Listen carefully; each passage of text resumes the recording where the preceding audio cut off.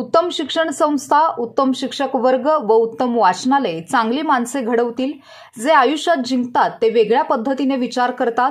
मोह टाळता आला पाहिजे. जे करायला नको ते जो शिकवतो तोच खरा शिक्षक.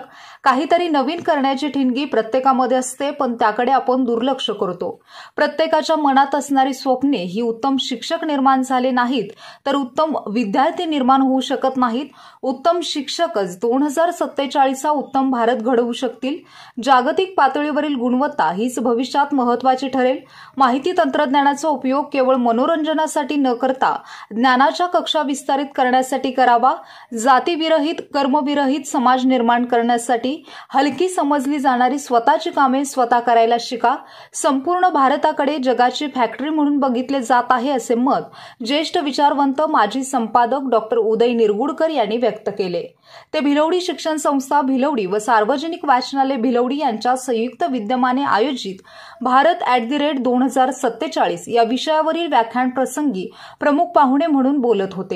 अध्यक्षस्थानी भिलवडी शिक्षण संस्थेचे अध्यक्ष विश्वास चितळे होते.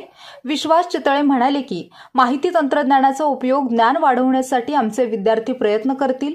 भिलवडी शिक्षण संस्थेचे संचालक डॉक्टर सुनील वाळवेकर यांनी भिलवडी शिक्षण संस्थेस 75,000 रुपये देणगी दिली आहे. संस्थेचे अध्यक्ष विश्वास चितळे यांनी या देणगीचा स्वीकार केला.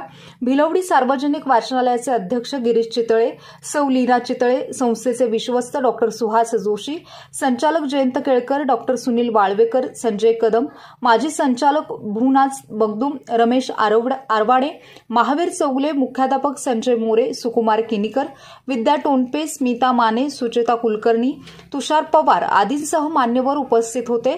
प्रास्ताविक व स्वागत संस्था सचिव मानसिंग हाके यांनी केले. पाहुणे परिचय डॉक्टर दीपक देशपांडे यांनी करून दिला. सूत्रसंचालन सुनील भोई यांनी केले. प्राध्यापिका मनीषा पाटील यांनी आभार मानले.